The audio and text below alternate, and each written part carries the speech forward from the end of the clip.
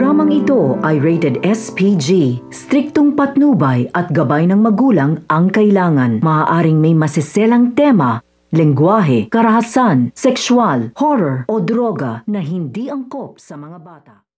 Desidido na nga itong si Josa sa pag-aampon nga sa napulot nga niyang baby dahil handa nga siya na panindigan nga ito at maging magulang nga nito. Kaya nakiusap nga siya dito nga sa head ng DSWD kung maaari nga ba na iproseso na nga nila ang papeles ng bata. Samantala, nataasan naman nga ng boses nga nito ni Giselle itong si Moira dahil na nga rin sa kakulitan nga nito at meron ngang pinanghuhugutang malalim itong si Giselle pagdating nga sa usaping ina at sa pagkakaroon nga ng anak. Posibilidad na may pinagdaanan siya noon na hindi nga niya kayang dalhin hanggang ngayon at pinagsisisihan nga niya.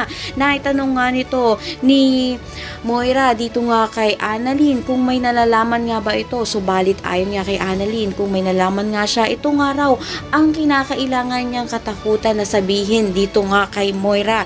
Samantala ngayon gumaganda ng kalagayan nito ni Dr. Nyag, posibilidad na tawagan niya nga itong si Giselle at sabihin nga niya na buksan ang cellphone na naiwan nga niya dito nga kay Annalyn.